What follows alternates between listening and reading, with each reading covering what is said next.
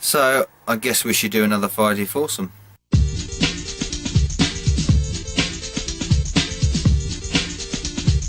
One, two, three, four, hit!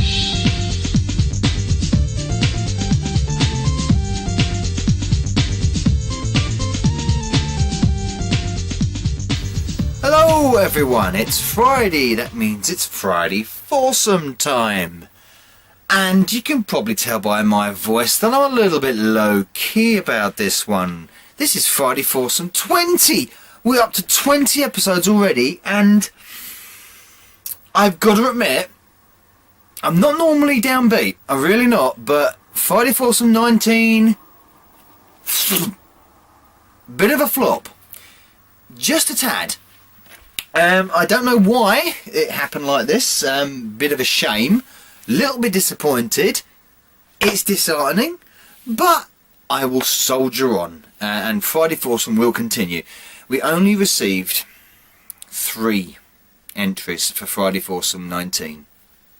I know the question might have been a bit too bespoke. It might have been a bit too niche. Mods and add-ons. We're going to run through them real quick. Thank you, Crow, for making the response. You were first, TGA Pelusius. And the winner of Friday Foursome 19. Not much competition, but one of my favourites because the man always comes through for the Friday Foursome. Well, he has now tied with the record Friday Foursomer of JL76, who, for some reason, missed this one. Maybe he couldn't. I mean, there could be things going on, you know, whatever.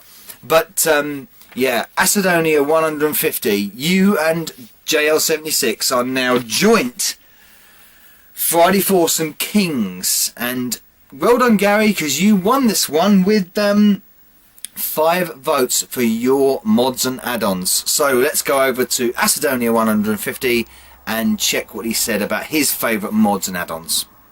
Acidonia did a 50, and this time for Noah Brooks Friday Foursome, it's going to be on mods and add-ons. So the first thing I'm going to pick is a DS flashcard, and there's a reason why I'm going to pick this, because it does lots of things. I'm going to boot the DS off camera.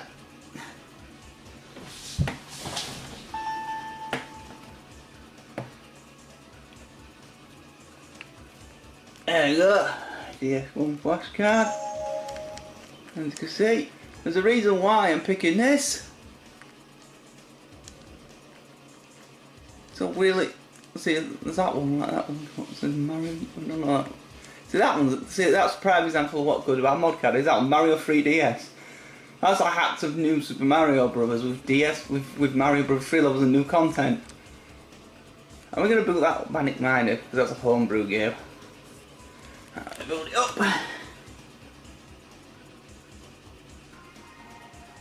Just have to wait for it to load.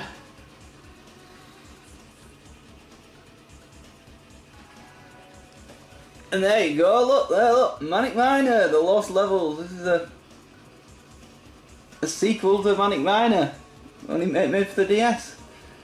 It's stupidly hard as well. Yeah. There's other reasons why I put this on there as well.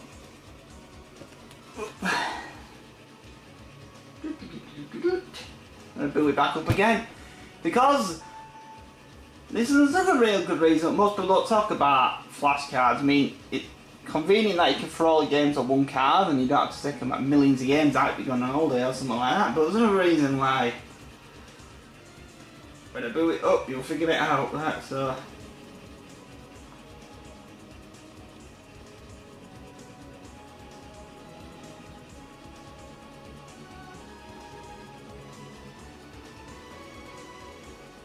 when you get there. Yeah.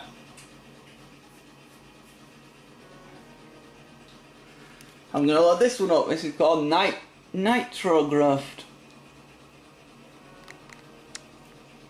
And yeah, this is what you think it is.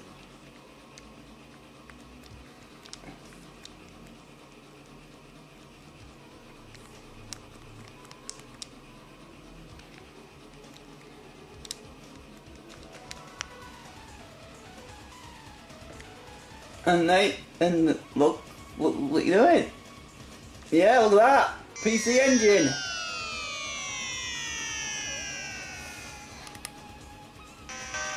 How awesome is that, eh? Yeah, and it works. Of course, and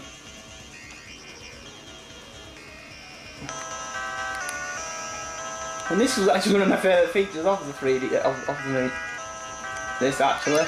You can actually play PC Engine games with it. I've also got Master System, Nintendo games working on this, Mega Drive games work on this.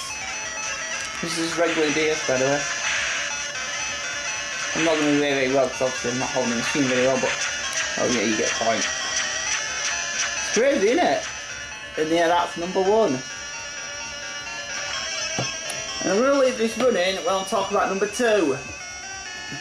Because I don't have it on me. And number 2 is going to be...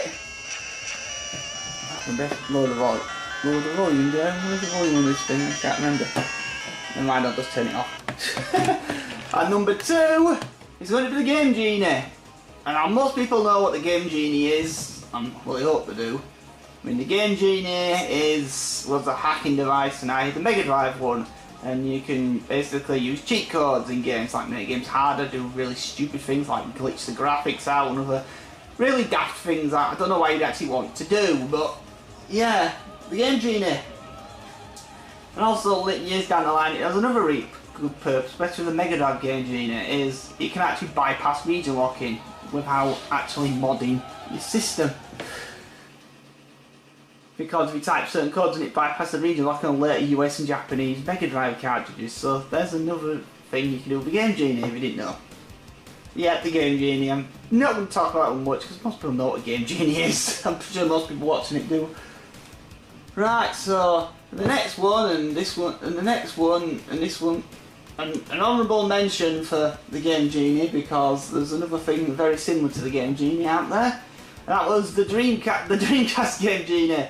That came free with a Dreamcast magazine, because if anyone doesn't know about this Dreamcast magazine Game Genie like thing, it was actually by Game Shark, well, it actually not only was it a game, but only meant to be a Game Genie, but they somehow left code in it, so it allowed you to play backup copies of Dreamcast games, and games from any other region in it. And once it actually came out, people then started to make their own like version of it called Utopia boot up disc. And yeah, and Dreamcast actually got higher sales for a while because of it. So yeah, piracy made the Dreamcast sell better in the UK for a bit. I know it's mental, but yeah, so that's an honourable mention of the Dreamcast demo boot up disc, magazine boot up disc. Right, so number 3, and this is another really simple one, and most people are going to know what this one is, and that's the PS1 mod chip. And most people in the UK had one of these. You just mod your PS1 and then you can play as many copies of the games as you want. And then you can play games from other regions, because there's a lot of games Europe never got. So, and there's a lot of great games I got to play, and it's because of that chip. I never wanted to play them, whereas like Pepsi Man, that was a great one. Pepsi Man! Pretty much the original Temple Run. It pretty much plays like that, but actually an entire game of it. Yeah, Pepsi Man, it's a great one that. Although it seems to be more well known these days than it was when it was in the PS1 days with these weird Japanese game only people had bootlegged PS1s played. Yeah, and quite a lot of games I would not even know about on my YouTube channel actually has quite a lot to do with copy disc, because they'll design on disc for years that I thought cost Slate 100. I would have known about it if I couldn't play the PS1 mod chip. I remember in Leeds once, in one of the markets, the indoor market, top area, where Woolworths used to be. There used to be literally a stall in there, and they used to sell cotton, and they used to just, all they did was mod PS1s. So the last one for this video, and it's going to be something called Happy Chick. This is a program that originates from China, which should not surprise you at all. And well, you download it off a website, and then basically it's a giant emulator with loads of games, and you just literally go on their like server, and you just download it to the tablet and play it like that. You don't, and you can make little desktop icons for. Yeah, we've got Metal Slug 1, Metal Slug X, Metal Slug Castlevania, Symphony of the Night, lots of God Super Metroid, weird Pokemon games. You can see that lots of different games. It even runs up PSP and DS as well. Weirdly, there's some more PSP games on it. Lots of PSP and DS games on that servers. What should we boot up just to test it out? Tumble Pop. This isn't Tumble Pop, is it? It's just got like... yeah, oh well.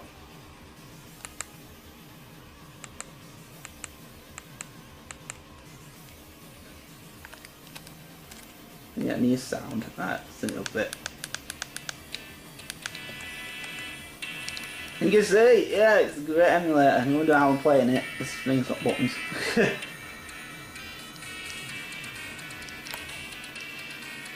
Happy Chick's really good. It's not. I don't think it's the perfect emulation in the world, but. Oh yeah, that's enough of that.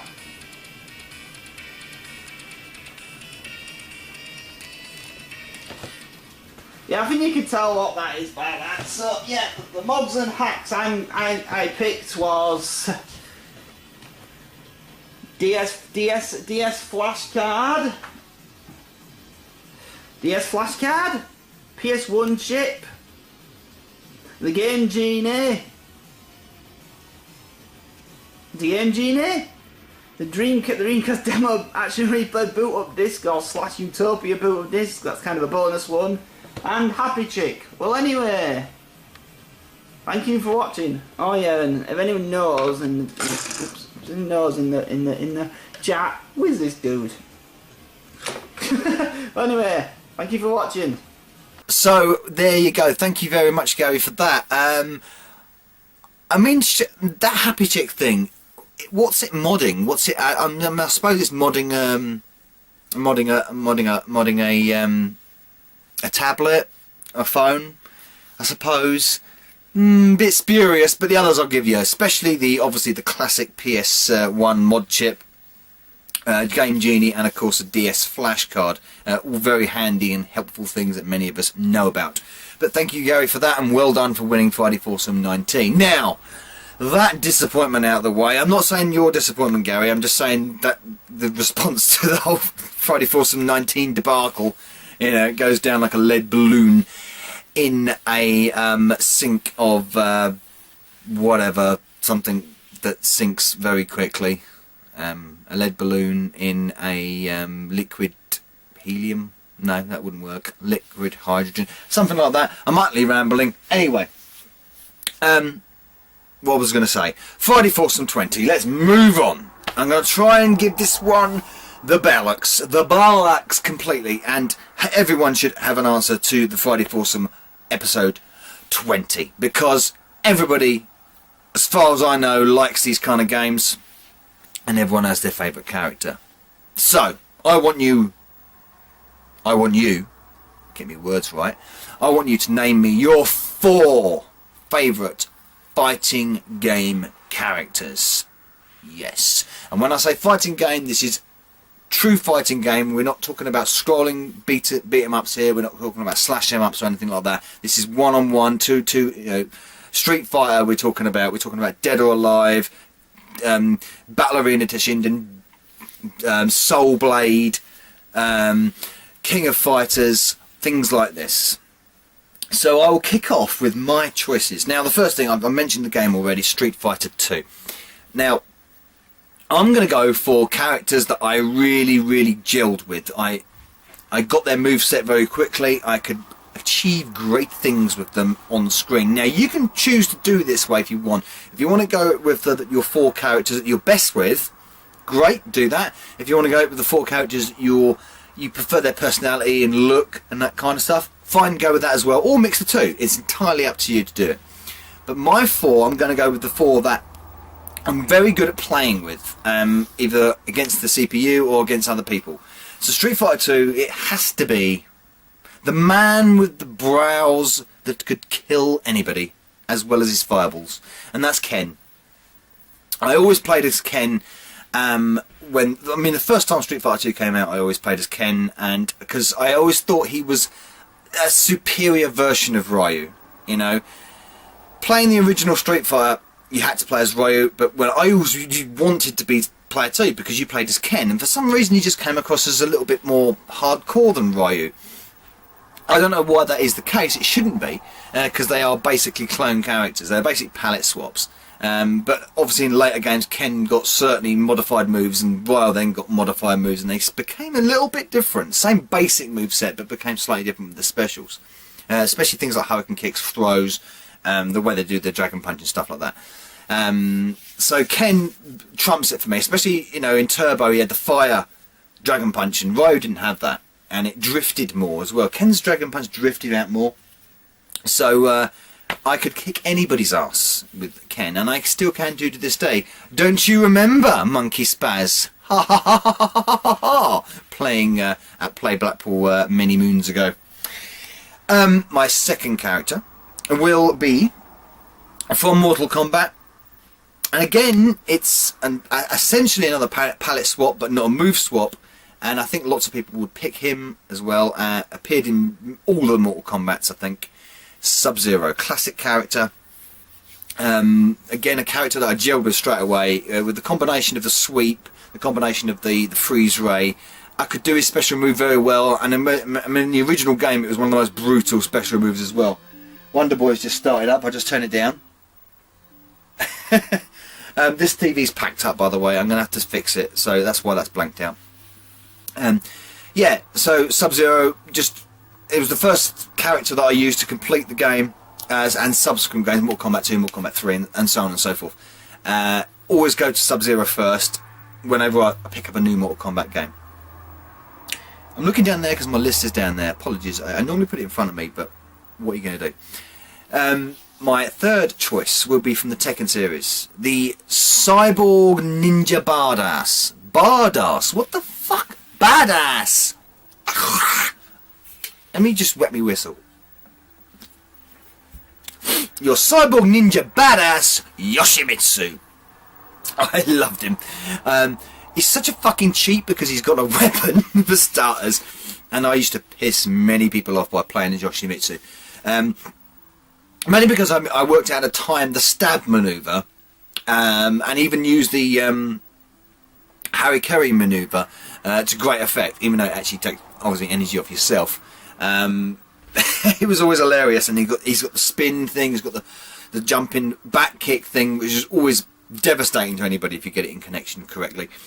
Yoshimitsu is one of those characters is bloody haunting to look at, scary as fuck. This kind of cyborg ninja thing, half robot monstrosity, and is an enduring character. One of the most stands out so much from the Tekken series for me, Yoshimitsu. I think he's been in, has he been in all of them? I think he has, but he always seems to appear now and then.